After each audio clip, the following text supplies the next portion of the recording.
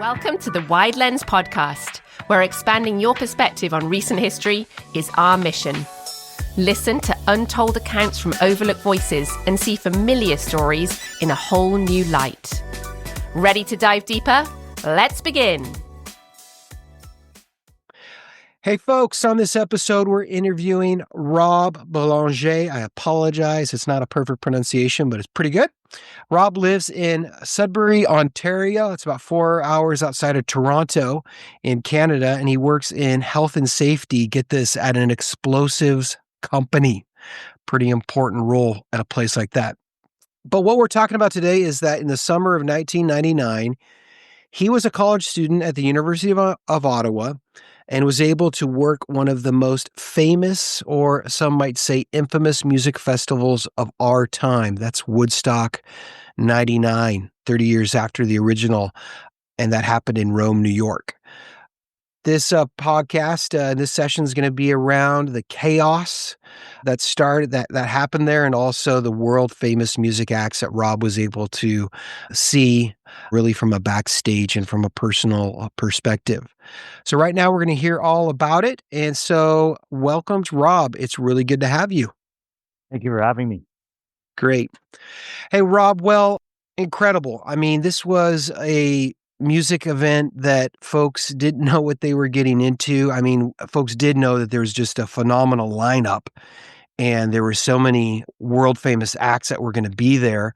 And I mean, it had, of course, the name Woodstock attached to it, which is historical within itself. But first question that we've got for you is, Rob, what led you to be involved in Woodstock 99? How did you get involved there? How did you get there? Right. So I was going to school in Ottawa. And, well, I'd like to tell people that I was doing my homework or something on the computer, but probably wasn't. I remember it was the summer, I thought maybe spring. I was sitting in front of the computer and I may have seen a banner ad or something along those lines of, Woodstock 99. I was surprised. I grew up in Woodstock 94 was my generation, I guess. And they released, all the videos on all the music television, and I think they released a CD compilation of it. So, of course, I was pretty pumped about that. So, hearing 99, I thought, wow, they're having another one. And so, I immediately clicked on the link because my curiosity wanted to know who was playing, who was on the lineup. I mean, the 94 lineup looked pretty, was pretty great. So, I wanted to see. And so, when I got there when I landed on the page, and I just saw all these names, and it was incredible. I thought, Rage Against the Machine, wow, Metallica, Korn, all these new bands. And at the time, I was a little bit into Dave Matthews Band. I mean, I was probably eclectic in my music taste, and so I was, into that electronica too, and saw Chemical Brothers, and it really kind of put me over the edge a bit. I was like, wow, these guys are big, and I really liked them, and at the time, and I guess I still do. And then there was this Canadian band that, every Canadian at the time, probably still, were gaga about. And we followed this Canadian band called the Tragically Hip. They were on the lineup and I was just shocked. And I thought, wow, how do I get there? Or how do I get involved? Or how do I get a ticket? But, first and foremost, where is it? So this was a band that was pretty huge in Canada at the time? Oh yeah. I mean, well, not at the time. I would say probably for over 2.5 decades. It's probably Canada's band.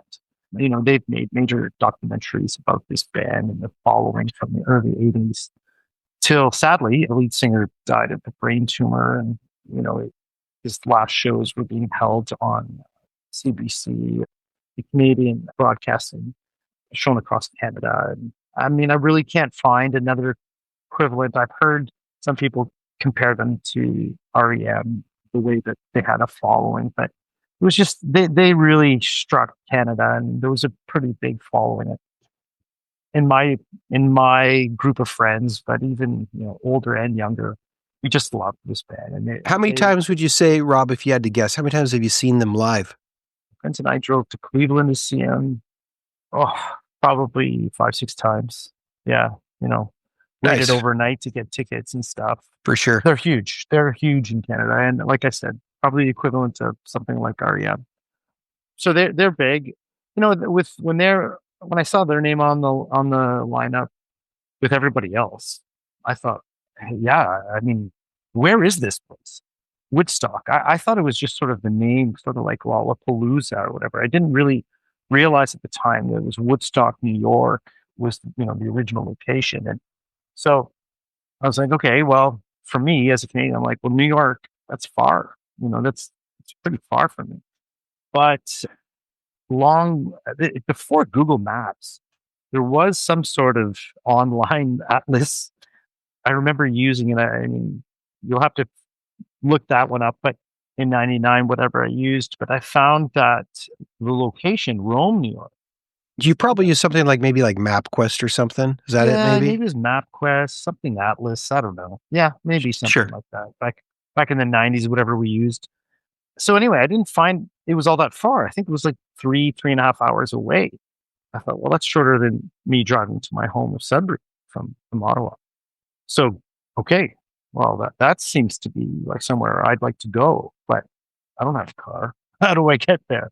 So who can I like convince out of my buddies who has got a car? How do I convince them to go? And what's the cost of tickets? And all those questions sort of were running through my head. But then I saw in the corner of the page was volunteer. I said, well, I got nothing to lose. So I clicked on volunteer. And shortly after, I would say probably within a week, I got an email saying, we'd like to have you down in Rome, New York for a training session as an information guide. I mean, technically, Rob, you were like an international visitor to the US to do this. There wasn't any issues around like visas or whatnot to get you. There certainly was. What happened? Okay, so I ended up getting that, and I thought, well, how do I get there? And so I convinced a buddy of mine who had a car. I said, just come with me, just show up, and they'll let you in. They're not going to turn you around. Right. So we jumped in his car. We drove from Ottawa to Kingston. There's a bridge in Kingston, ironically, for the town where the Trudge Goods from. So then we get into northern New York, like we're that, I don't know, where Kingston passes into the States. That's up. Maybe in like Buffalo, around that area? No, that's kind of closer to Toronto. I would say by Utica. Okay, sort of that area. Gotcha. But anyway, so then we start driving. Like I said, it wasn't really that far. So we went to this. They offered 2 information training sessions the week before Woodstock and maybe 2 weeks before. I believe we went to the one 2 weeks prior. And it was pretty crazy just going down. So that whole idea of training, we went down and there was no festival going on at the time. This was 2 weeks prior. And so we're in these small northern towns in New York and, we're Canadian, we're outsiders and show up. And there was this sort of a half-day training. And they said, all right, well, here's your badges. Here's your shirt. You're going to come and work at Woodstock. So the weekend of the concert, we pile back in his car and we head down with all our gear. And, we're excited. We go across the border and the border patrol officer says, where are you guys going? We're going to Woodstock, so excited. We're working there. And as soon as he heard us say we're working, well, do you have a working visa? Bad word to use, Rob. Yeah. But I mean, we were volunteers. Sure. So then, but he started questioning us saying, well, what are you getting in return? You got this ticket, you're getting accommodations. So, it was a little bit of back and forth. And then he finally just let us go. He saw, gives you just 2 punk kids, go have fun sort of thing. So they let us go through, but they did give us a bit of a hassle at the border. Yeah. So, cool. Okay. So you get to Rome, you get to Woodstock 99. What did they have you do? You're volunteering and you're putting your hat on, you're doing your job. What you doing? What are they having you do? Okay. So as an information guide, our role was to walk around in a small group. One person in our group would have the radio, the walkie-talkie, I guess, to radio in case there was anything that we saw or anything that was happening. And basically you're just walking around enjoying the festival and looking for people that are distraught, looking for people that maybe are dehydrated or lost. And so they had booths set up for those that were lost, maybe got separated from their friends to bring them to the lost and found. And when they were there, the people in the booth were, take down your info or whatever. I guess they weren't going to keep you there all day, but they'd say, hey, meet back here at 6 so that you can reunite with your buddy or whatever. If you were dehydrated, we'd bring you to the medical tent and make sure you got some shade and electrolytes and some waters and stuff like that. So we had a group, maybe five of us, and every single person in that group was in their 20s and just wanted to rock out and enjoy the festival. So I have the walkie and I have 4 other people that are pulling us in each and every direction to go see a different band. So that was fun. So we walked around and just kind of enjoyed it. I mean, if you had to guess, Rob, how many folks were doing your type of job at Woodstock? Well, I remember the training session, but there would have been 2 weeks of it. There was probably, like to say, maybe 10 groups of 5, so maybe 50, but I mean, you can't quote me on that one. I don't know. Exactly. Sure. Later on, I always felt that it was kind of, and I'm sure you might ask me about this later, but that maybe it was a little bit short-staffed in some areas, but it, maybe it wasn't, and maybe it was along the lines that everybody just wanted to enjoy the party. Right. So they're, neglecting their duties sort of thing. So speaking of that, Rob, you know what you're going to do. You've got your training. You're at Woodstock. What was your first impression once you got there? Once you're there, what was going through your mind? What was the overall take on it? First hour that folks are starting to filter in and things are starting up. Well, like I said, we were in party mode going over the border, and the workers were allowed to get there the day before. Maybe some concert goers were allowed in on the day before, on the Thursday, but definitely all the workers were there on the Thursday. So we drove in ready to party. I mean, side story is that we were a little bit nervous about having to pay for alcohol and stuff inside. So we smuggled in some vodka in water bottles. Okay. So, I mean, it's clear. No one was like opening them up. This is back in the day. It didn't have to be sealed, that type of thing. Yeah. I'm pretty sneaky in my ways. So we bought 2-liter bottles of water, and, if you heat the bottom and you syringe it out and you don't break the seal on top, and you syringe the vodka back inside, and then you heat it back up with a lighter. Although, ingenuitive, I guess. So we were nervous going across the border when the patrol kind of stopped us. We thought a bunch of crazy stuff. But so here we were ready to get our party on Thursday. So they directed us to the barracks. So there were gates going one way, gates going the other way. I wasn't driving. So, hats off to my friend Eric, who was trying to navigate through the mess. But it did seem to be pretty organized, and they did go through our stuff. And I remember they told us not to bring too much gear, that much of the stuff would be provided for us. A sleeping bag, I think, was all we were allowed to bring or whatever. So by the time we got to the barracks, it was just a collection of homes, of little townhomes on a street, it almost seemed like. And so everyone had their own. There'd be a pile of people in one home next to the other, and so. So, Rob, did they build these for Woodstock, or were they already there? No, they were already there because it was an Air Force base. Okay. And I imagine these were the barracks for, the military or the U.S. Air Force. So, but they were completely empty. Not one single piece of furniture. So we walked in and there wasn't even hot water put on. So we were given blow-up mattresses, single blow-up mattresses, and 3 to a room sort of thing. But every house was partying and didn't seem to stop anybody or deter or sour anyone.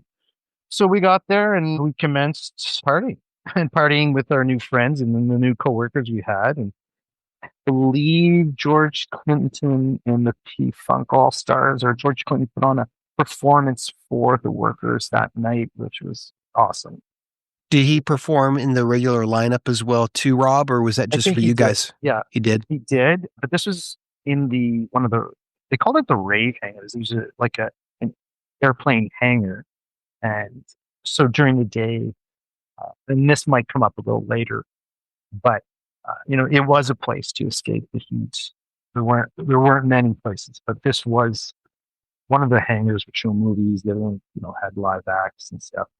So we were able to be there, and the mothership came down, and it was really kind of cool.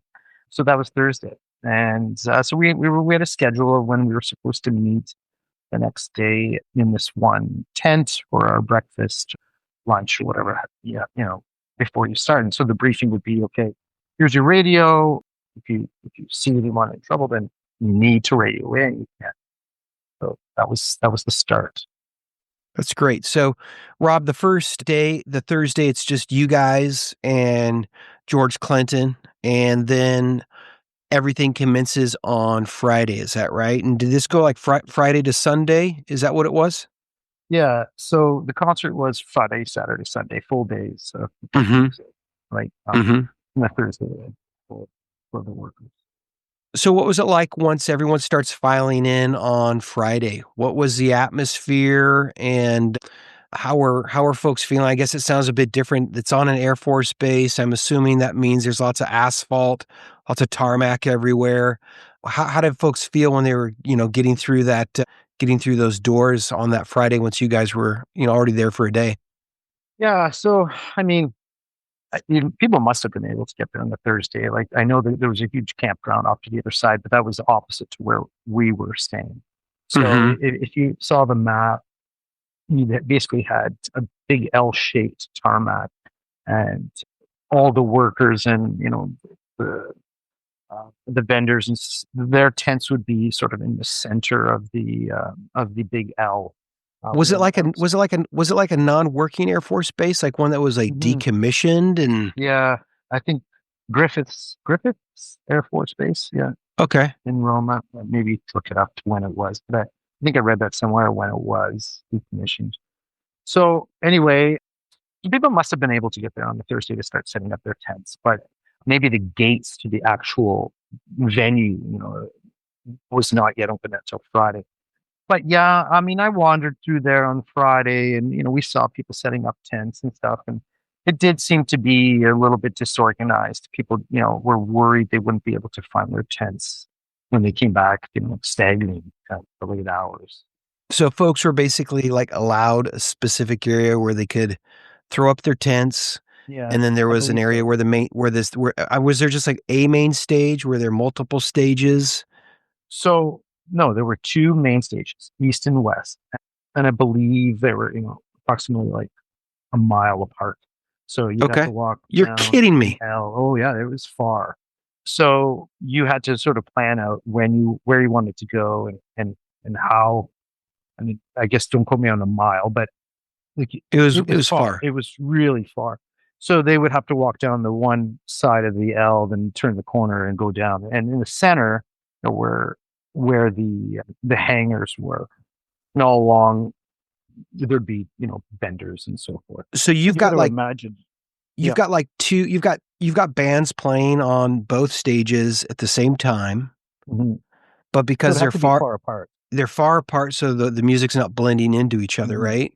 Right. Did they also try to like did they try to like keep the genres or like kind of like the styles different? Because I mean, it'd be really frustrating if you showed up and there's two bands that you really want to see and they're playing at the same time, or maybe right back to back at two different locations. Do they try to kind of keep the feel similar in the areas, or did people really have to be running back and forth?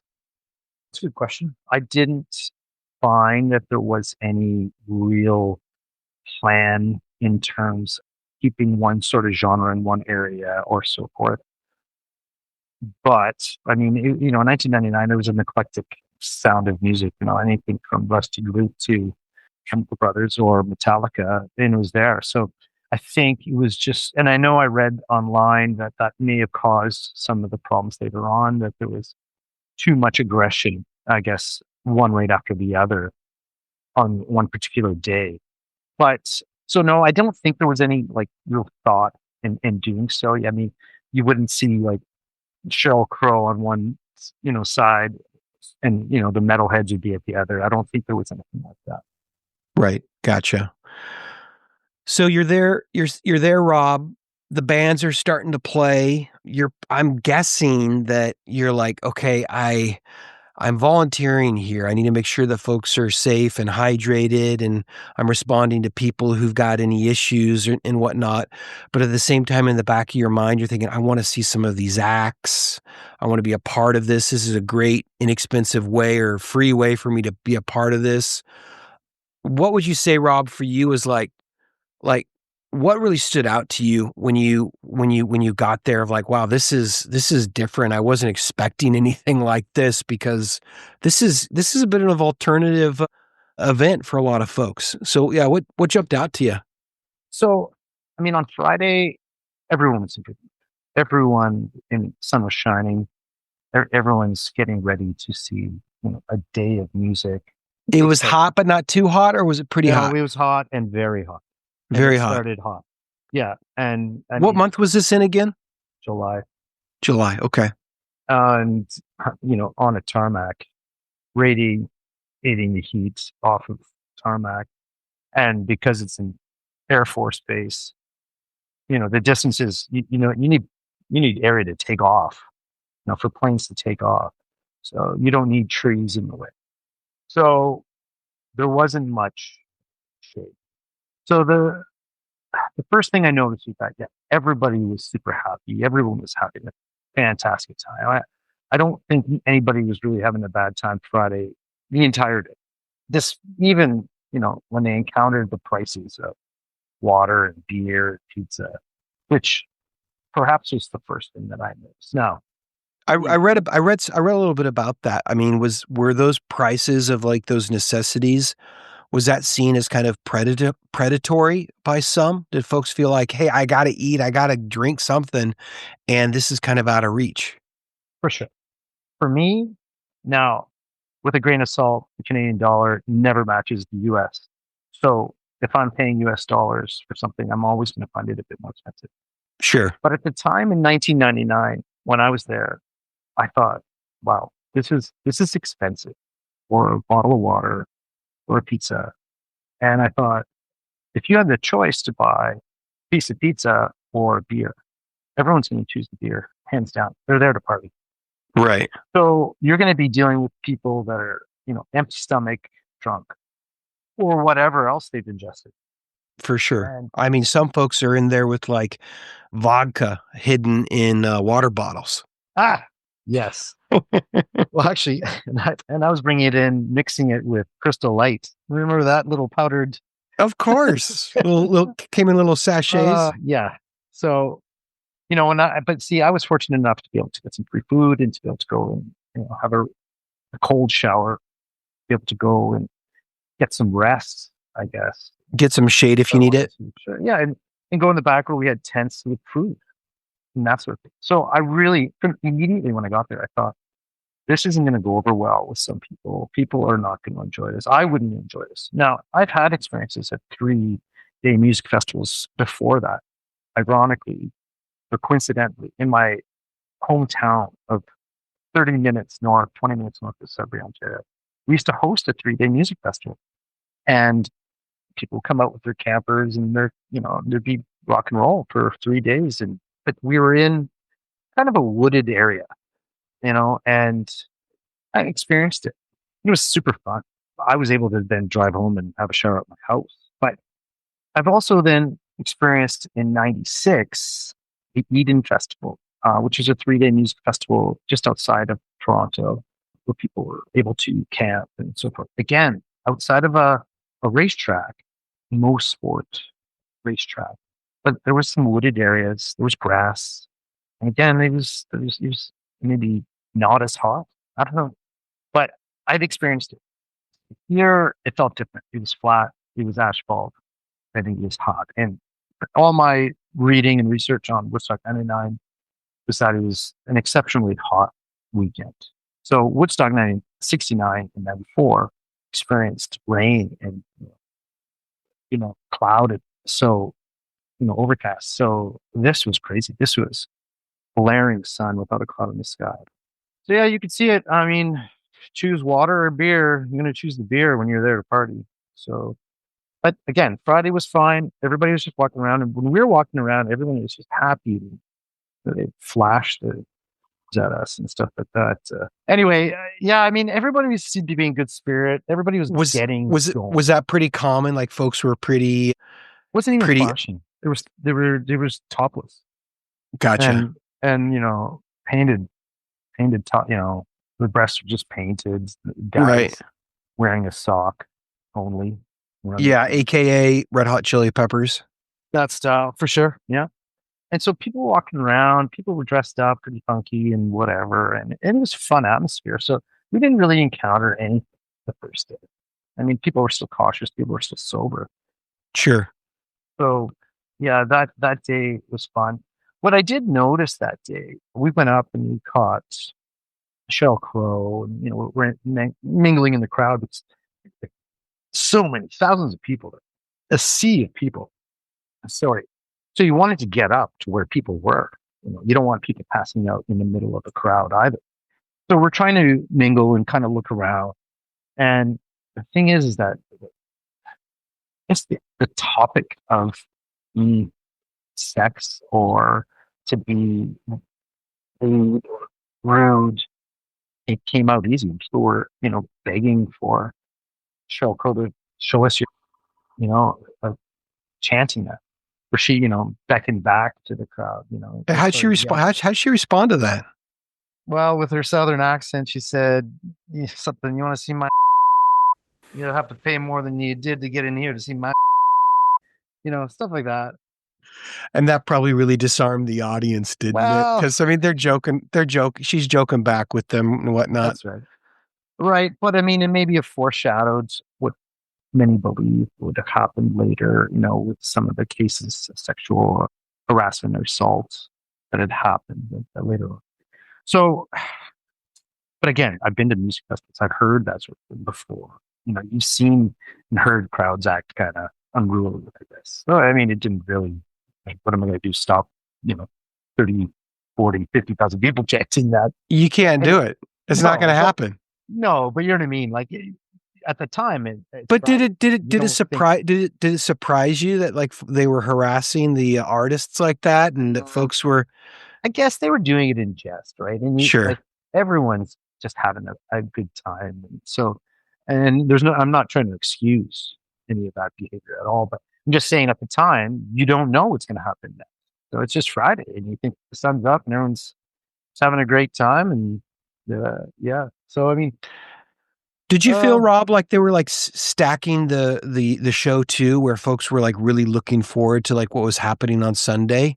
So there were like a lot of bands that still were in the lineup that hadn't played yet. No, not really, because Friday, I think it was Friday. You'll have to research this one. I think did Kid Rock play on Friday? But anyway, he was just an emerging artist at the time. Or he was just starting to get traction. And, he went off. I think DMX was massive at the time. So these guys were all playing on Friday. I think everyone was looking forward to Saturday, of course, with Limp Bizkit and Rage Against the Machine and Metallica. But don't forget, Friday had Korn. And Korn is also, they were sitting on top of the pedestal at that time. Massive. They were massive. And I was surprised that Bush was going to play after. I had seen Bush at the eating festival that I just spoke of, and they surprised me on how good they were. But it's a lot lighter fare, isn't it, than Korn? So I mean, you'd think maybe they'd reverse the two, but so like people maybe felt like they were kind of let down afterwards, but that wasn't the case. I was in the thick of that audience, like trying to creep close for Korn.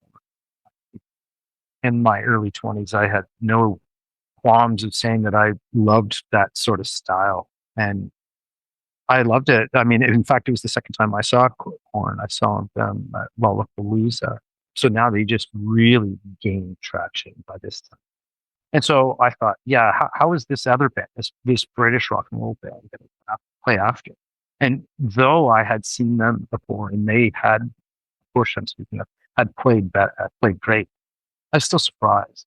And when they did go on after, I thought, okay, here come the Water Bottles, here come the Bluebirds, and no, no, they they they equalized the performance that Korn did. The And Korn, what was it? What was this? Was this like maybe 2 or 3 years, Rob, past like Gavin Rossdale? Gavin, right? Is that his name I think from so. Bush? Like 2 or 3 years past like massive prime when they were being played on the radio constantly.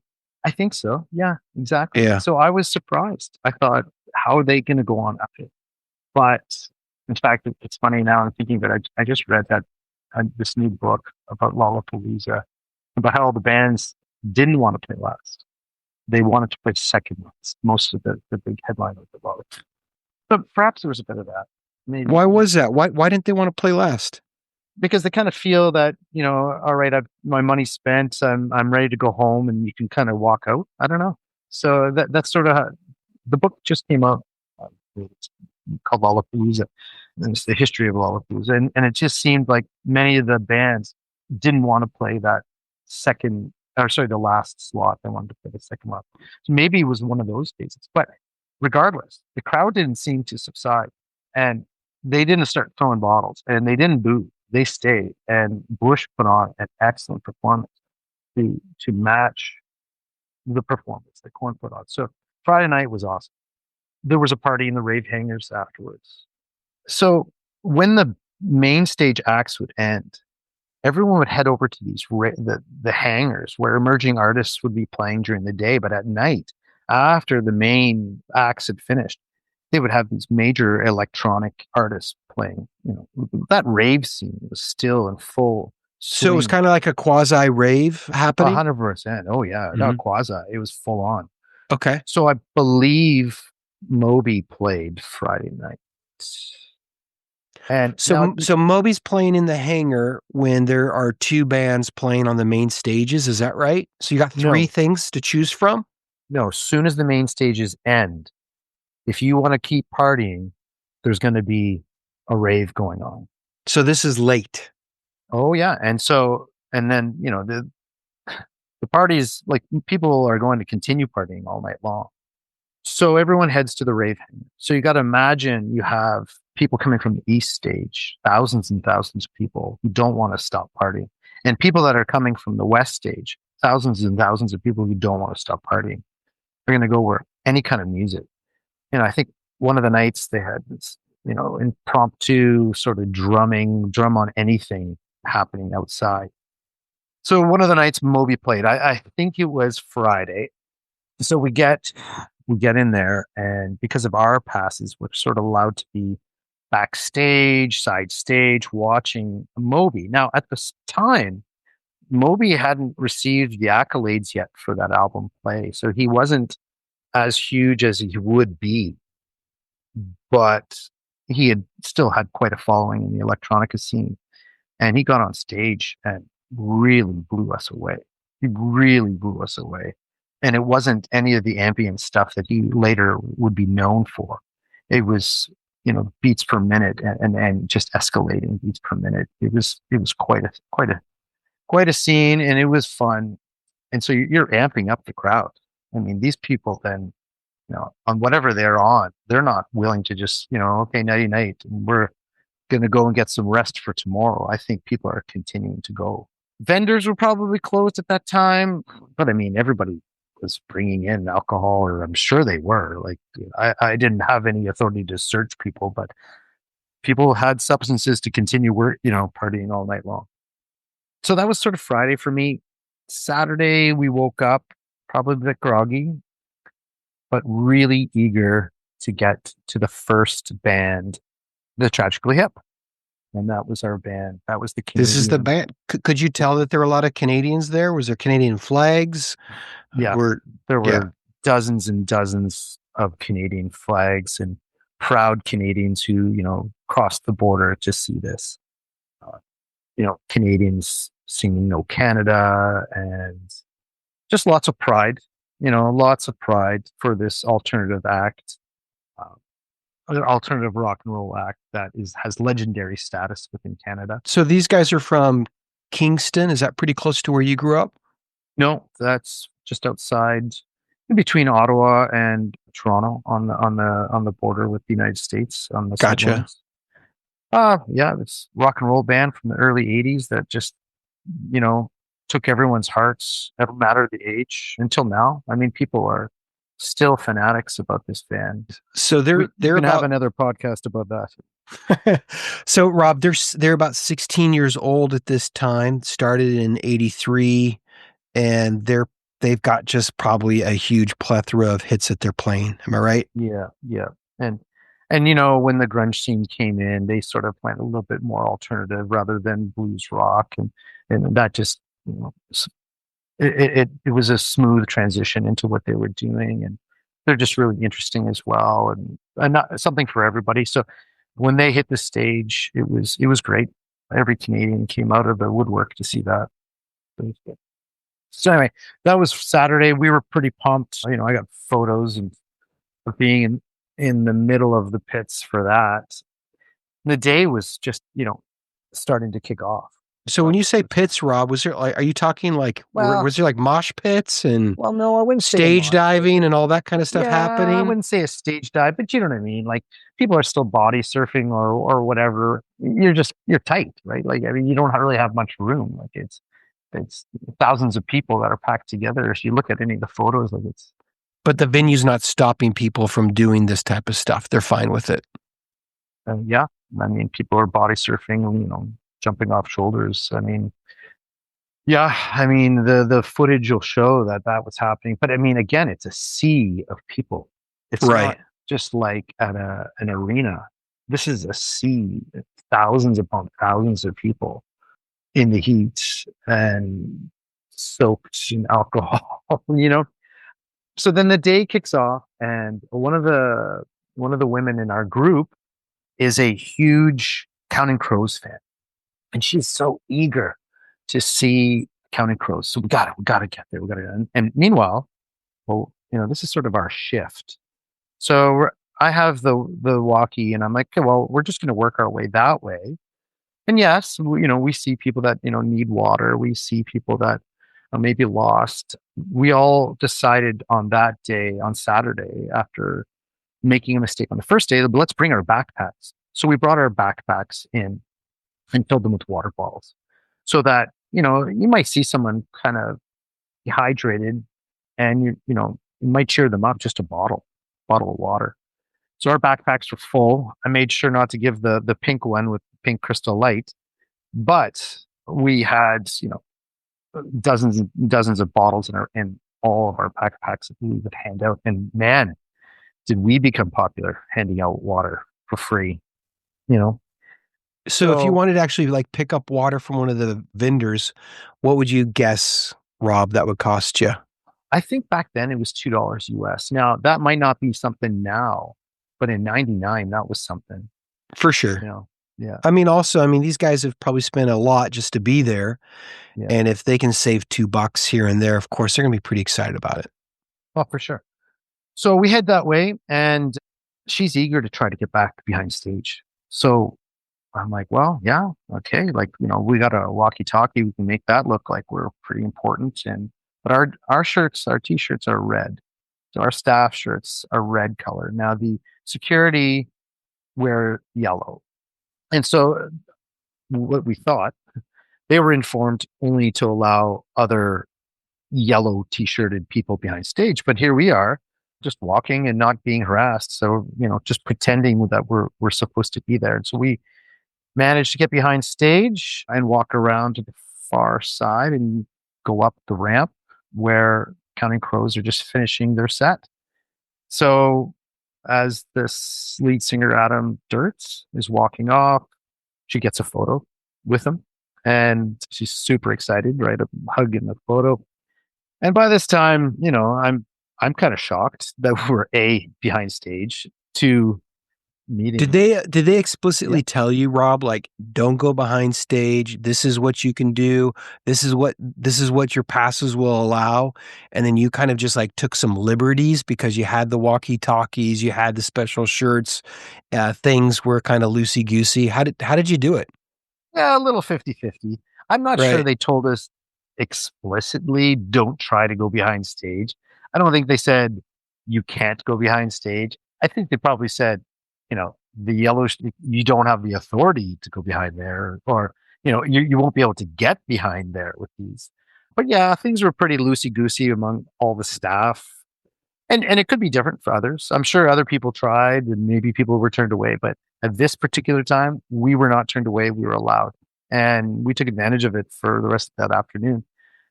For right or wrong, again, we were in our 20s. And so we were just happy to be at Woodstock. So here we are on stage, and Adam Dirts, I remember him. I mean, I wasn't the biggest Counting Crows fan. I know a lot of people were at that time, but I knew that he had. What were some of their songs again? Like Mr. Jones, was that one of them? Yeah, yeah. That's right. I think I liked that December one. But yeah, I mean, I know that it was a huge. Oh yeah, I remember album. that December one. I haven't heard that one for ages. In fact, I think they're touring with a great band that I like now called Gaslight Anthem. So we may end up seeing them again this summer. I always, Rob, I always kind of confused them back in the day. I'm sure a lot of people did this with Blues Traveler. They were kind of similar. Yeah, maybe you're right. Yeah, maybe. There was that video that Blues Traveler did where, if you remember the Blues Traveler guy, he was a pretty heavy person, not the most attractive person of all time. And so there was a music video that kind of looked like the guy from, what band are we talking about again? What's Counting Crows? Counting Crows. The guy from Counting Crows kind of looks like him, and then it kind of went back and forth with the guy from that. So maybe that's why I'm kind of conflating the two. Well, anyway, we're behind stage, and I knew my sister liked it, that band. And were you kind of nervous though? Like, you're behind stage, Counting Crows. Yeah, it's fun, but if you're going to be behind stage and meeting an artist, this is not who you want to meet. This is not the band that you want to meet. Are you blowing your opportunity to see some of the bands that you really want to see front and center? I don't think so. I don't think I was nervous. I was pretty excited to be behind that. I kept thinking, oh my God, I just took some photos with all of Rage Against the Machine's like boxes of equipment and stuff like that. So I was pretty excited. And I thought, okay, well, let's not get kicked out of here. Let's try to milk this. That's kind of what I was thinking. And so, were you able to do your job servicing the community at this point, or that's a tough question. Had you forsaken your volunteer duties to be up on stage at that point? Yeah, I would probably say that's probably correct. I think we were, we could say we were looking at a different vantage point. Was this because like the crystal light was influencing you guys a bit too much at this point? Probably, yeah, probably. So all those inhibitions are gone, I guess. So I didn't know what to say to this guy from Counting Crows, so I asked him how it was dating the girls from Friends. I think he dated Jennifer Aniston. And did he really? And I think that was the thing in the news, right? That he moved on to one or the other. And how long, Rob, did you prep that type of question? Did you give it like 10 minutes and go, this is the only question I want to ask is a Friends question? My information and knowledge of the band was pretty limited, but I think I knew that from just, media or whatever. So I asked him to sign my shirt for my sister. I actually asked her today if she still had that shirt. She says she does. So when I asked him that, he looked at me like I was the biggest idiot, and he just gave me an answer like I was the biggest idiot. And was like, yeah, it was good. And he moved on. And so I was like, yeah, I'm an idiot. I don't know. Okay, it's a stupid one. So as he left the stage, we noticed the members of Dave Matthews Band, and they were about to come up the stage. Dave Matthews is about 5 years famous at this point, right? So they're on probably like album number 3. So Crash has been released, Under the Tables or whatever that's called. That was released at this point. They're pretty popular. Oh, Yeah, and very, very much so. I had seen them in Ottawa on the other album. It's off my head right now, but before these crowded streets, and so it was such a spectacular show in Ottawa, and so I saw him now again, or he's now about to go on stage, and it's funny. On that album, he does a duet with Alanis Morissette, another Canadian. Canadian. Yeah, He's gonna she's from Ottawa. Ottawa. That's right. Yeah. So she's going to play after Dave Matthews at Woodstock. So I'm guessing that they're going to do a duet. This is, I'm thinking they're going to play that song called Spoon, and they're going to do it on stage. So I'd like to. Alanis is a performer as well on her own at okay, and she's done Yeah. performing. No, she's going to play after Dave Matthews. So Okay. I'm trying to strategically position myself so that I can watch Dave Matthews. A, because at the time I loved Dave Matthews then, and then B, wasn't a huge Alanis Morissette fan, but I'm thinking, you know what? They're gonna do a duet. She'll either go on with Dave or he'll come on with her. So, excuse me. So he and Boyd, the violinist, come up and kind of greet us as they're going up the ramp to go on That stage. guy's an incredible violinist. Yeah. Do you know if he's still playing with Dave Matthews, or is he? I know they've shifted players quite a bit. I think he's not a part of the band any longer. I think you're right. They're going up, and the issue ushers or the security is kind of like pushing them onto stage. It's time, go, and we're greeting him. High fives and whatnot, and we're trying to say, "Hey, Dave, blah blah, can I have a photo or whatever?" And so he stops. He stops and pushes the handler, I guess, aside and kind of gives us a moment, and comes back. Takes a few steps back and comes in and talks to us, and asks us where we're from and sort of thing. And I mean, he's just a great person, I guess, in that sense, to recognize that we're just fans. We're working there, but we're fans. So could people makes it tell sound that you guys? Could they tell that you were Canadians? Could they hear it in the accent, or did you guys mention it, or they just assume you're these New Yorkers? Can you tell my Canadian accent? Well, I can tell that I don't want you to take off, hoser. Yeah. So, I mean, a little bit. I mean, you don't draw like an American. A little crisper. Well, there were only two of us that were from Canada that were in our little posse. Got it. Five. So we were. So I don't know. I probably told him we were from Canada, or I was from Canada. But anyway, he went on stage and he played awesome, and the band played awesome. And so we watched from the side. And then, as the rest of our kind of crew was dispersing and whatever, I went on to the other side of the stage, and now I was sort of by myself. And I sort of was like, not hiding, but kind of just standing there. And I thought, I'm just going to stand here and see how much I can enjoy for a while. I got a bag full of Crystal Light and vodka, so I'm good to go. So I think our shift ended. I think that's what it was. Our shift ended, and so our crew was just dispersing. So even though you were, I mean, I'm not trying to sound rude, you were a delinquent volunteer. Because your shift had ended, you completely felt free to just enjoy yourself at that point. Yeah, pretty much. Yeah. Like everyone wanted to perhaps go back, freshen up, whatever. Again, I wanted to see what was going to happen on the next set, if Dave's going to show up with Alanis, for sure, whatever. And I also know that, hey, there's still Limp Bizkit and Rage Against the Machine and Metallica coming on. These are huge acts in '99. I mean, they're still big. Yeah, 100%. So I'm just kind of staying quiet, staying mum, and I'm standing off the stage, not making a scene. And I'm watching Alanis, and to be honest, I'm kind of cringing because I'm not a huge fan. I'm still not an Alanis Morissette fan. I can understand. She's playing a lot of Jagged Little Pill stuff, I'm guessing. Yeah, for sure. And she, she was huge back then. So, and which my segue, she must have been huge because I get a tap on my shoulder, and there's this guy wearing hat on backwards, I guess. He's definitely wearing a black and white jersey, basketball jersey, and I realize it's Mr. Puff Daddy. No way. Or whatever, P. Diddy, or whatever name he's going with at the time.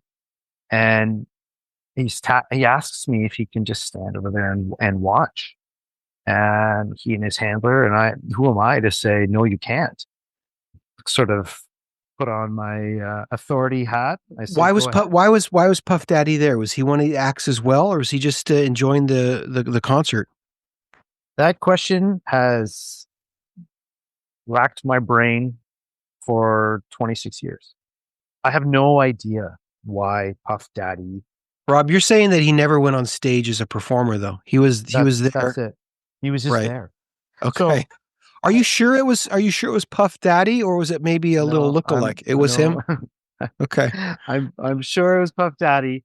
And the reality now is you can sometimes have to choose Puff Daddy in a lineup. So yeah, I know.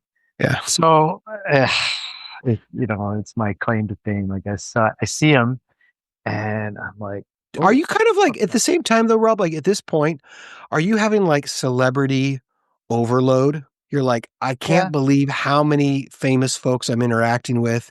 Yeah. And this is Puff Daddy. This is pretty crazy, but this is just par for the course for today. Yeah. And it is. And so I'm kind of shocked. Then I don't know what to say to Puff Daddy. So I start saying, in my best rapper lingo that I'm from Canada, and he's just like, cool, good, kind of good for you. So I let him and his handler go off to the side of the stage to watch Alanis. Not sure why he was interested in Alanis Morissette, not taking away anything from her being a great performer and a Canadian artist or whatnot. I just didn't see the connection. But Limp Bizkit's coming on, perhaps. Rage Against the Machine's coming on. And again, I still don't know. Maybe he's a cameo. Maybe he's coming on as a special guest, as a surprise performer. We don't know yet. Any of the surprises that might happen at Woodstock. But Rob, all these bands that you're mentioning, I wouldn't put as Puff Daddy's favorites. Guessing. I don't know. Yeah. I don't know. I know he's a producer and whatnot. He's very much involved in, or was in, the music business. I have no idea. But anyway, just as that moment goes by, and just as I'm reflecting on how stupid I sounded telling him I was from Canada and probably my grin, I get another tap. At least you didn't ask him about dating people from Friends. Yeah, exactly. Well, or any of his dating. So yeah, exactly. Who knew? But I get another tap on my shoulder, and this man asks me, on behalf of this other gentleman wearing this long white fur coat, if this guy could also go out there and watch. And it's Kid Rock. And so the handler is asking me. That sounds like Kid Rock. If Kid Rock could go out there. And he doesn't say a word. He's kind of quiet, and he's in his pimp outfit, whatnot. And he's going to go out there and on the side of the stage and watch Alanis as well. So here I am thinking, why is Puff Daddy and Kid Rock watching Alanis? What do they know that I don't? Why don't I like her as much? And I'm Canadian. You're Canadian. So I'm like, what's going on here? But anyway, so was this like a precursor to your disdain for Avril Lavigne at all? Or she's also from Ottawa, I think.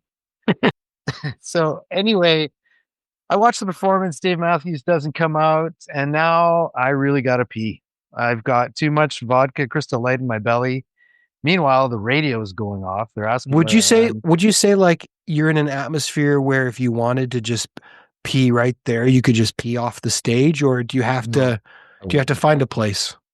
Yeah, I got to figure this out. So I go behind the stage where I know that there's some porta potties that are behind there. And I'm like, okay, I gotta just go and relieve myself in one of these and then come back and enjoy the rest of the concert. Meanwhile, I'm also pretty drunk. Right. I'm also in the sun drinking lots of alcohol. And you're becoming a massive Alanis fan at the same time. Oh my God. Yeah. So so I walk behind the stage, I find a toilet, I relieve myself, and then I spot. Was there a huge line for these toilets, or is this just like these are performers? Performers. Right. Oh yeah. Solid gold toilet seats, right? So I see this. So it gets a bit blurry here, but I stumble upon the Much Music tent, And for those of you listening who don't know Much Music, that's the Canadian equivalent of MTV. So I want to go and check out. Okay, Rob, I'm pausing you for a second. So Much Music is MTV in Canada, Yeah. but you also have MTV in Canada. I have to assume that.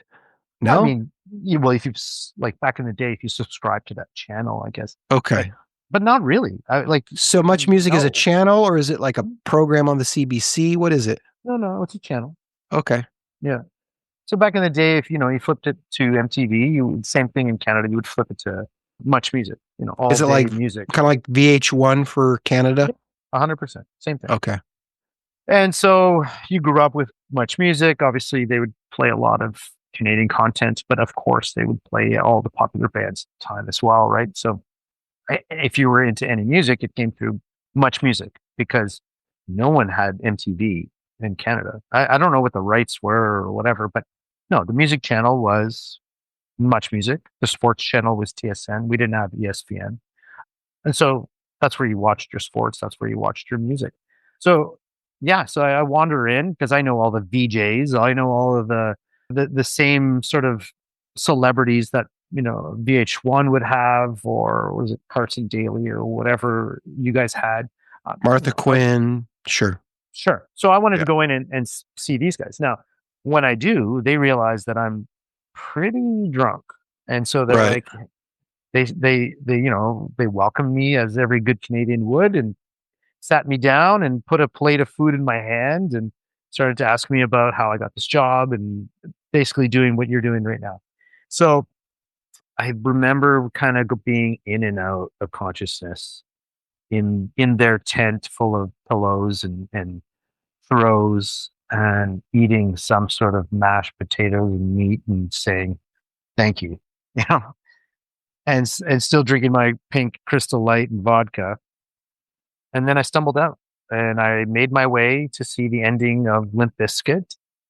And then I was like, okay, I gotta gather myself. I gotta figure this out because I want to see Rage Against the Machine. I really want to see Rage Against the Machine. Why Rage? Oh, well, I was a big fan of Rage Against the Machine. I mean, I think most people my age were into Rage Against the Machine. I mean, they were pretty popular and pretty aggressive and whatever. It was going to be awesome, right? Tom Morello and his guitar like skills or antics, is something you want to watch. So I wanted to make sure that I was conscious for that. I also wanted to make sure that I would see Metallica. I damn well needed enough energy for Chemical Brothers. So I had to get my shit together. I had to get it together, and I had to return my radio. So I remember booking it, getting my radio handed off, coming back, looking for my friend Eric, and not being able to do so. Yeah, then there's some other. I think we did meet up after, and we had some magic mushrooms, and well, yeah, that night got a little fuzzy. So Did you get a seat? Did you go behind the stage or side stage for some of these bands that you were really looking forward to? Did you get to do the same thing with Rage, or did you have to stay in the audience at that point? So because I left, so now I left with the radio from the Much Music tent. So I was sort of behind this side of the stage with Limp Bizkit, and then I was like, all right, I need to collect myself and I need to get this back to, the radio needs to get back to the organizers, I guess, for the other crews that are doing what I'm doing. Now, bear in mind, it's not like there was, yes, we had shifts, but cross shifts, I don't really remember there were too many cross shifts. Some people were going to be working after me. It was just more or less, we need the radio for tomorrow or whatever.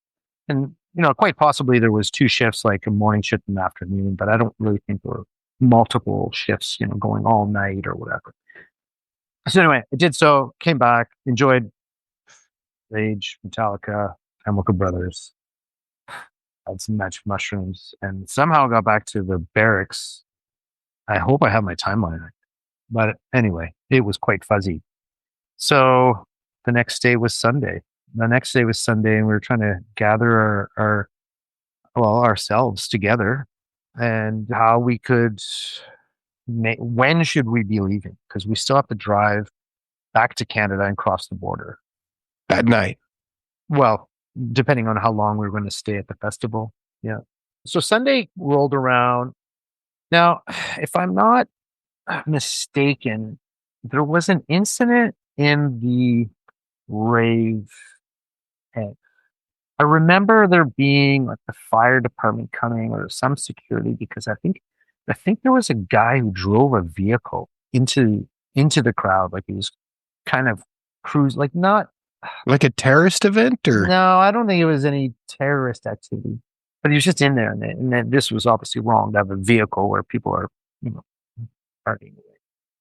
So I think that happened on either Friday or Saturday nights, if I'm not mistaken.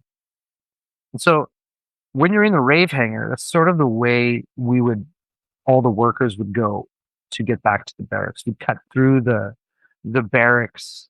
I'm sorry, cut through the side of the stage, and kind of go behind the stage, and then you'd be at the eating tent where they would provide food for you at various times throughout the day, like the breakfast and the lunch and dinner sort of thing. It would be also the place where you would meet up with your group and hand off your radio or collect your radio or so forth. I think on the Saturday, that's when maybe Perry Farrell was. It could have been Sunday. I remember going in there. He was just finishing up speaking to everybody, and he was going around kind of like giving people high fives and whatnot. And I was a huge Jane's Addiction fan, massive. So I was so surprised to see Perry Farrell there, and had the opportunity to kind of give him a high five. And so that was cool. My timeline on when that happened escapes me. But so Sunday was kind of groggy. It was kind of a hangover morning, I think, for most people. Because Saturday was so huge for everybody. And again, not many incidents that I can describe that I witnessed had happened. Yes, a lot of boob flashing. Yes, a lot of, people talking about getting together to, have the big photo of the most nude people or whatever, and all this type of fun stuff you'd think would go on at concert or festivals and crap, especially named Woodstock. So all that stuff is happening. Everyone's still in a great mood.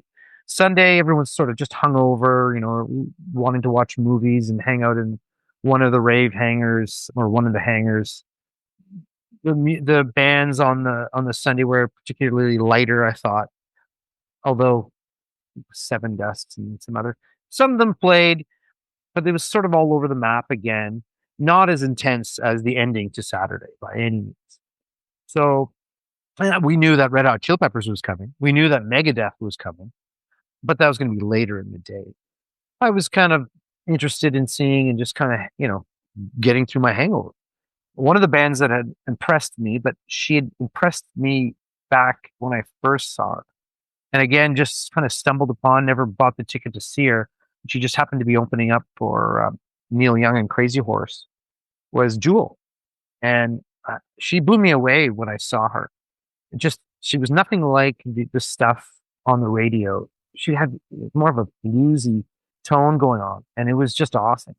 She's a real talented musician. I think she's from a musician family. I think she's from up in Alaska, I believe. That's where she grew up. I don't know. And so she was playing with Neil Young, you said? So Neil Young was there as well? No. I had gone to see Neil Young in Toronto as he was just doing a reuniting with Crazy Horse, and back in '96 with all these great bands opening up like Oasis and Screaming Trees and such. But one of them, and she stood out. I thought, well, she doesn't fit. It's Jewel, but she did. It was great. And so I was telling my buddy Eric, I'm like, we should go check out Jewel. She's going to be great, and she didn't disappoint. She was great. I don't know. There was a couple bands we wanted to see, but we were like, okay, well, we got to pack, dude. We got to get out of here. We got to start making our way back. But we hung out, but what we did notice on Sunday was that all of the trailers, the truck and trailers, the trailers had moved in for the vendors. And they were positioned on the tarmac where people were normally enjoying the show. So inevitably, they were being, people were sitting underneath these trailers to get shade. Again, this is day 3 of just blazing heat, with no shade on the tarmac, and having to walk great distances to see these bands with outrageous prices for food and water. Rob, I don't know if you can do this in Fahrenheit. You're probably not great at Fahrenheit, but 90s? Is that right? 90s maybe? 100? Possibly? If you have Google right now, you can go up and you Here, can check yeah, out what it I'll was. take a look. Yeah, I would say in the 90s in Fahrenheit for sure, if not higher. I'd say closer to like 95, pretty steadily 95 Fahrenheit. Okay, are you ready? It said it reached over 100 degrees Fahrenheit. That's 38 degrees for our Canadian neighbors. And some reports indicated that it topped up to feeling like it was 104 degrees. That's hot. And Well, also, so New York is in July, it's a bit of a humid place too, right? So 104 is pretty brutal. black tarmac radiating the heat Right. back at you. People were burnt out, burnt and baked, and not just from the drugs. Like their brains were baked from the sun, and their bodies were burnt from the sun. They were burnt out from partying. Where they got the energy to continue going, that was beyond me. But so most of the day, hundreds of people were all over these trailers, the big truck trailer, sitting underneath, climbing on top. And then it's only a matter of time before they broke into one, before they got the latches off. And then, you started to notice the looting, probably mid-afternoon, on this Sunday, the looting started. And so my question was, well, where was anybody to stop this? But it seemed like at that point, people were already packed in. So yeah, you might say, "Hey, dude, you were on stage and you weren't really looking after people that were dehydrated." Or yeah, but I think there was a lot of people like by Sunday before these fires started happening. People had already checked out. People were gone. The volunteers were gone. The vendors had already closed up their shop. So folks were starting to like the support staff wasn't there like it was at the beginning, but the folks there still needed the support. Yeah, for sure. And I mean, like from my standpoint, I'm already thinking of checking it in and Rob, what were they looting? What were they taking from these trailers? Do you know? T-shirts, CDs. Okay, these are like kind of this is stuff. like the merch tent. Whatever. Yeah, whatever they were there. I mean, there were probably beads and whatnot, and they were breaking in and finding and discovering. So I remember seeing a ton of tents, like merch tents with boxes, in bins with no staff. So you're just thinking, well, the table's not going to stop people, So it's kind of strange. People started ripping down the fencing. They were great murals that were up there and stuff. Maybe they wanted souvenirs, but it was like there was nothing going on. There was no support. There was no security or anything going on at that time. The security was probably still around the stage, but it just seemed like, for myself anyway, when we were walking around that Sunday afternoon, but yeah, people were already like packing it in, ready to roll, get out of there as fast as they could. And I get it. I'm no different. I was thinking, how do I get back to Canada? I gotta work the next day, or I gotta go to school the Right. next day. Oh, I guess I was working the next day. But so I was like, how do I get back? And when are we going to leave? And I still have a 3.5 hour drive ahead of me, plus the border crossing. And I'm sure people were, much longer. I'm talking about the volunteer staff. They probably had longer drives. They came from anywhere in the States. So yeah. So, I mean, I was kind of no different, but then you started to see the break-ins to these trailers. And then you saw like piles of just whatever, their tables, their chairs, whatever was looted being set on fire in the early evening. The sun was starting to go down, so the fire was happening, and now people are trying to run and jump across the fire, and it's just turning into this circus. Myself and Eric are in no way able to contain a crowd that's doing that. Not with there's 250,000 people who are there. Was it Rob? Was it like they were just like entertaining themselves by setting things on fire, or could they have potentially lit all of Woodstock on fire based off of what they were incinerating? Well, they wouldn't have. No, I mean, on the tarmac in the middle of the runways, they're setting these little fires up, and then multiple fires are going. So you're kind of thinking, well, just leave these guys be. You're not going to go up and stop these drunk, 3-day bender guys from throwing more shit on the fire. Okay. Right. So like, I don't want to say I'm one man, but also, okay, well, don't be dumb enough to stand around a fire like that. Don't be dumb enough to continue to make it bigger, but it got big, right? So around that time, we were like, okay, I think it's time that we start getting out of here for various reasons, because it was starting to get a little chaotic. We didn't know it was going to get as chaotic as we then saw on the news. We were more like, let's get out of here to beat the traffic, back to the highway and start making our way up. There wasn't anybody around to say, okay, well, here's, thanks for coming. Thanks for working. Here's your certificate or whatever. It was just a free for all. Okay, let's walk back to the barracks, grab the keys, back our. You're not signing out. You're not going through any process. You just take off. No. So yeah, again, like, I'm just looking online here. They're saying that the ticket sales were 186,000, but it could have been much higher, and I had heard somewhere around 350,000, but I could be wrong.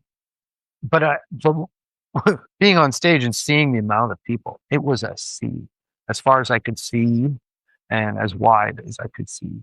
It was just heads of people. So there was a lot of people there. And so the aftermath, hearing of I'd like to call them atrocities, but hearing of some of the stuff that happened, it didn't really surprise me, not for the magnitude of people, plus, the factors of heat, cost. People went animalistic. So I know you're going to ask me, could things have been handled differently? Well, yeah, probably. We could have had more people, more security, more, but I think just the venue itself was a problem. It was problematic. Like I mentioned earlier, I've been to 3-day music festivals that have trees and shade and, places to escape from the heat. I've been, places where they have mist areas where you go and you walk through and you're getting cooled off. Other tents to hang out. I don't know.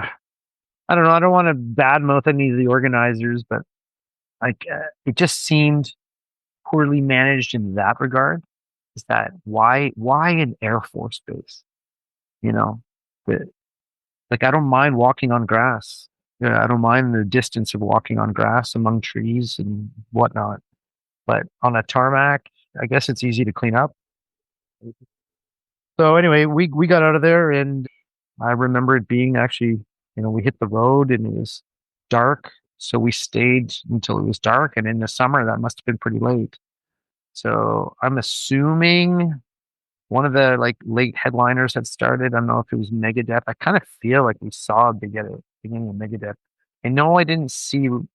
I must have been leaving when Red Hot Chili Peppers was starting. I kind of feel that in my memory, but I know that at that point we had already packed up the car and we were already kind of getting going.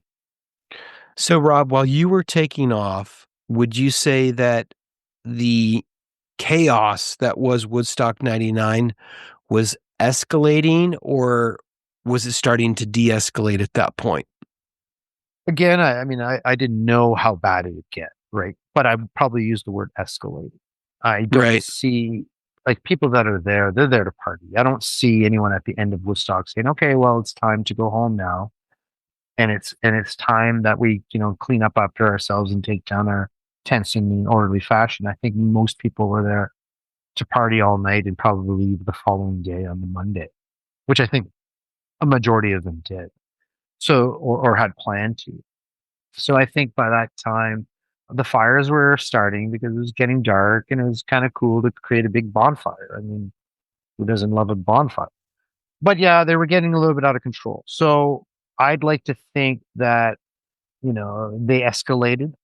And while I wasn't there to witness it, I think it wasn't happening as much as people think it was while the concert was actually going on. So like, you can't bookend it and say it ended when Red Hot Chili Peppers ended.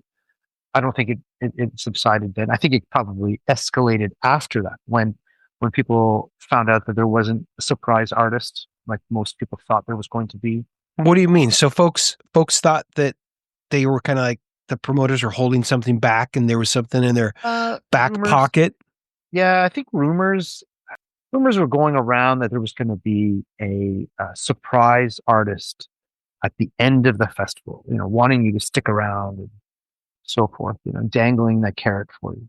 But this is nothing that the organizers said. This is just kind of like this was hearsay from one concert goer to the next. They were sharing that with each other. No, actually, I think even if you go online or anywhere, you can hear the promoters and the organizers talking that they did indeed have some sort of planned event that went sour.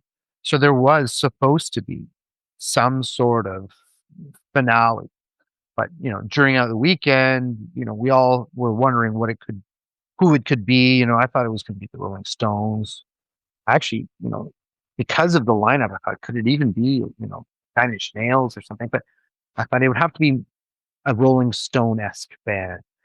But as it turned out, like I was willing to forgo and get on the road and just sort of miss it.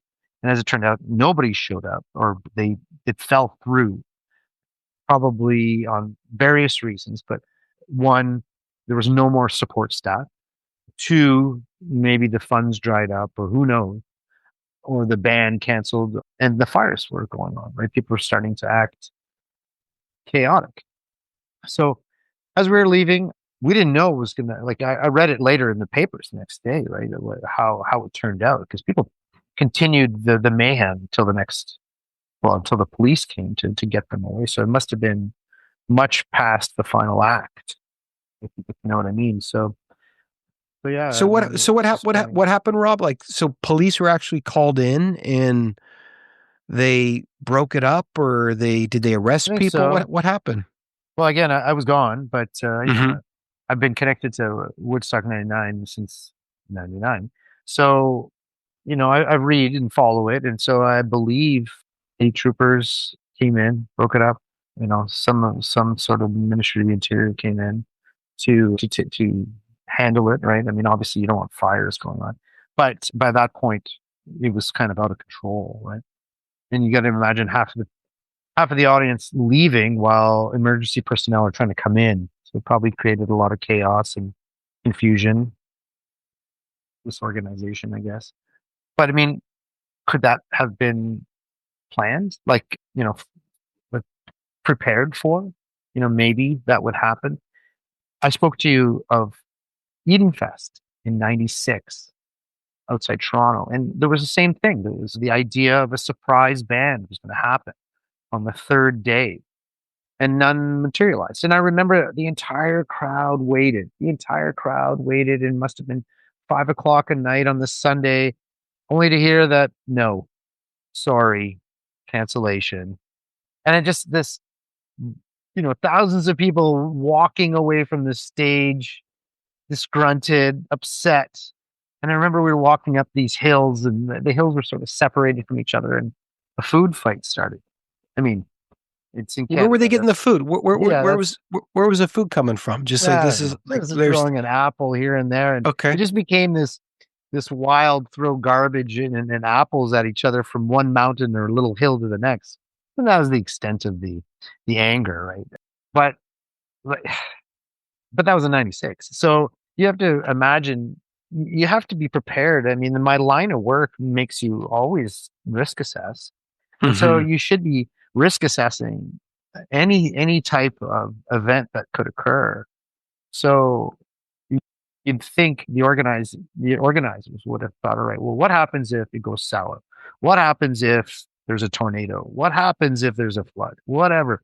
And so if there's a riot, you know, and so, or a terrorist event or something, you never know. And so you probably would have risk assessed and been prepared. And you probably would have had your personnel, your emergency personnel, on call or on the ready, to just make sure people were being escorted out early. You would have had them there to make sure that no one's looting and just, destroying anything. That wasn't there. You can't ask volunteers to do that. You would have had, paid emergency personnel at the ready, I would think. But Do you think anyway, that, to some degree, Rob, like folks have learned something from Woodstock 99? And I mean, I haven't heard of anything to this degree of chaos and anarchy happening at a massive concert like this since then. So did they maybe learn their lesson and start putting those processes in place? Because I mean, that's a liability, right? On the venue and on the folks that are putting the concert on. well, they must have. I mean, Lollapalooza now is a 3-day music festival in Chicago. I've attended, and it was awesome. Yeah, my wife and I went to Lollapalooza on our honeymoon to enjoy a 3-day music festival. Now, given they have opening times and closing times of when Grant Park would be closed. So there's no camping. So, you do have to leave the premises. Glastonbury, you know, they have fireworks going off. They have people with flares and stuff going on. So there's probably a lot of stuff going on. What would you say, Rob, was if you could like put it down to one thing? Yeah. I mean, you're saying that like to mitigate against this, they just didn't have the staff and the processes in place to respond and or stop folks from doing this. What would you say like was the real catalyst for the chaos? Why did folks do this in the first place? Well, I mean, that's been a debated topic since 99. In my personal opinion, I always blamed it on the prices and the heat, and probably more so the heat. And I know that may sound crazy, but if you imagine yourself a trapped animal in a cage and there's no escape and you're not getting proper nutrition or food and water, and you can't really escape this torturous heat. And while you're being teased with great music and a great party, and you keep putting substances in your body that extremely overpriced, you're getting angry. But does that make you want to destroy? Nah, I don't think so. I think you're probably getting pretty angry. You might get on your blog and say some pretty, mean things to the organizers. But I think it went on late on Sunday. And so it was going on late on Sunday without much security around. These people have been like just drawn every last piece of energy from their body, every last penny pulled from their wallet. And there's nothing around to say, hey, stop making a fire. And then the fire happens. And then that turns into, hey, I should, I'm gonna contribute to this destruction because hey, screw them. They were overcharging me for my beer and my pizza. And it's fun. You're seeing some guy throw a table. Well, I'm gonna throw a chair. And then this guy's gonna throw a fence or break down part of the fence and throw it on the fire and make it bigger and bigger, and we're all gonna have a laugh. And so it's gonna get larger and larger, and we're all just, it's gonna become the word I'm looking for. But anyway, it's going to become chaotic. It's not going to subside. It kind of So built it. It kind of built on it's itself. building up into a frenzy, right? And then it's out of control. So Rob, you told me a little story about how folks wanted to recreate Woodstock 69, and that was famous, of course, for a lot of rain and mud and whatnot. And you saw something that was a little interesting. Tell us a bit about that. Yeah, I mean, I think if you're going to Woodstock, the first thing everybody there is to have the same experiences that people had 94 or 69 had, sex, drugs, rock and roll, or whatever. And so that was on the cards as well as the mudslides or mud sliding. And the thing is, there wasn't any rain in 99 and there were no waterways. And the only liquid that could be found on the ground was seeping out of the porta potty toilets that were there. Yeah, from the hand washing stations that are just adjacent. But it created this big, saturated, soaked muddy area that people thought, hey, we'll have our own mud sliding and we'll be able to say that we did that and take a photo if we're covered in mud. The reality was urine and whatever chemicals that were, and like I mentioned, there weren't many staff. Did you have a heart to tell these folks that they were like playing in their own Yeah. feces? Oh yeah, I did. People didn't believe us or just, they didn't care. They just Right. wanted that. They did it for the gram, as the kids say. They did it for their photos and they wanted to be covered in mud and say, hey, we experienced Woodstock. Peace. But yeah, I mean, they were understaffed everywhere. So I don't imagine they had regular cleaning staff to come in and to clean the portaloos, the porta potties. So I imagine a lot of it was just overflow. Yeah, perhaps some of it's from the hand washing areas or the little bit of the free water that they did have. But a lot of it's them just like kind of swimming in crap, really.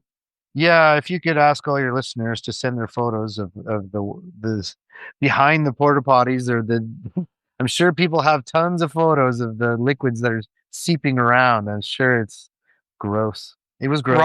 Rob, I love how you call them portaloos. That's a Yeah. hark back to the fact you guys are still kind of British. I don't know what people call them around here. So, what do you guys call them? Porta potties? Porta potty. Okay, But there. a loo, of course, is a British toilet, right? So portaloo, Yeah. right? Great. Yeah, I don't know. But it was, I'll tell you what, it was gross. Yeah. But a lot of the gross stuff there. I mean, like I said, there was a lot of exposed bodies that perhaps didn't need to be exposed.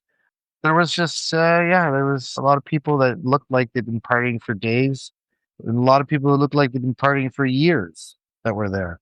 So it was a mixture of all that, right?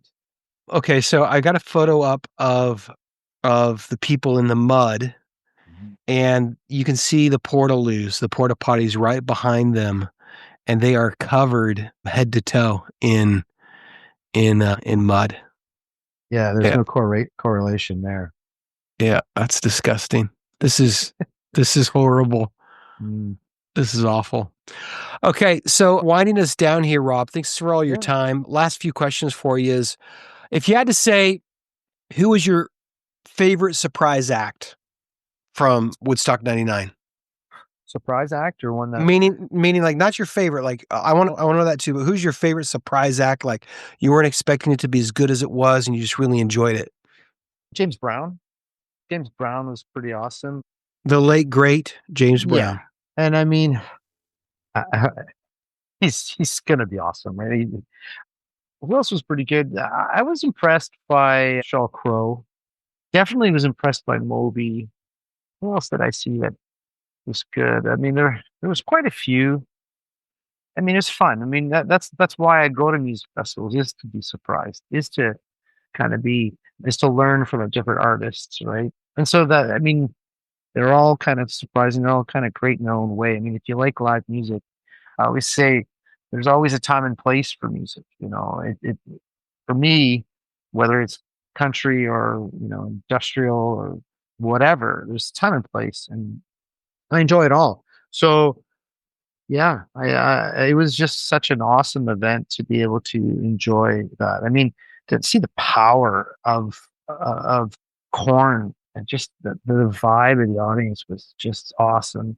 And just see the passion of the Canadians when Tragically Hip hit the stage to discover new artists, to see. Like I really wanted to see Chemical Brothers. They just brought a huge, and they didn't disappoint. So it didn't end. The Brian Seltzer Orchestra was awesome. Elvis Costello was great. I was an Elvis Costello a mediocre fan, and then it became a bigger fan. Right.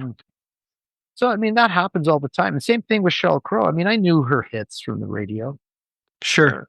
but I mean, I wasn't the guy going to go run out and buy a Sheryl Crow CD. I mean, they play it every freaking 5 minutes on the radio. Yeah, you don't need to buy it if it's on all the time. That's right. But I ended up buying that. And then there was this guy called Kid Rock, who the crowd was going crazy for. And he had this new song called Cowboy. Cowboy. Yeah. And it was just like everyone was going nuts.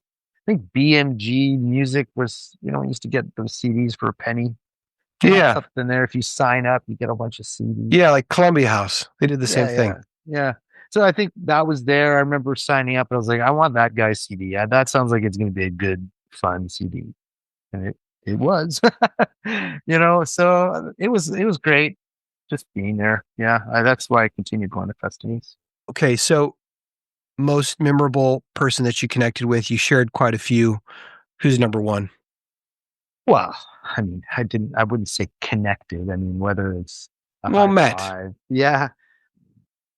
Well, you know what? Like Moby was pretty down to earth too, but I mean, Dave Matthews really stuck with me the way he sort of like, stutter stepped and made sure to come back and speak to us. So that was really a cool move on his behalf. So I thought that was cool. Dave Matthews. Rob, would you do it again? Okay, we're gonna go back 24 years, right? Can you? Is that how long it's been? Is that right? 99. Wait, you do the math. Wait. 26 years. 26 years. Yeah. Coming up 26 years. Would you do it again, knowing all that you know? Yeah, 100%. For sure. For sure. Who wouldn't? I mean, all those. I mean, just the atmosphere. I mean, if you said, "Hey, do you want to go to a 3-day music festival for free and see all these massive bands that are already," I wouldn't say on your iPod, that wasn't there then. So, they're already in your disc changer on your mixed Yeah. CDs Yeah. that you've been spending a fortune buying, would you go? And if it's a 3.5-hour drive, would you go and do it again and be in the sunshine? For sure. Of course I would. Great. Rob, any other final things you want to share? Any final thoughts? I guess my only final thought would be I wish that someone would start to spin some positivity. And I know that that's difficult from some of the assaults and the destruction that have happened. But I know that there's thousands of people out there that are probably arguing it, or at least saying, hey, like that was our Woodstock. I didn't go to 94. I didn't go to 69. And I want to have some great memories of 99. And I do have. And I don't want to always be stuck here, trying to explain to someone how awesome it was to defend how great it was, because it was fantastic. No doubt there's some shit that happened that is unforgivable and terrible. So I don't want to take that away, but I do want to have a little bit of sunshine and happiness about 99. I think it was great and I'll never forget it. Rob, you shared a ton of personal stories behind the scenes, things that no one else got to see and got to do. Kind of like everything in history, you don't know that you're a part of it and usually until it's in hindsight. So thanks so much for being on the show and sharing insights from Woodstock 99 with us. Appreciate you, Rob. Thanks for having me. That's a wrap on the Wide Lens podcast. If today's episode broadened your view of history, please follow, rate, and review us. It makes a real difference. A heartfelt thanks to our guests for their story and to Sergei Shadrin for providing the music. Know someone who's witnessed a pivotal moment? Drop us a line at ideas@widelenspodcast.com. Their story could be next. Until next time, keep looking at history through the wide lens.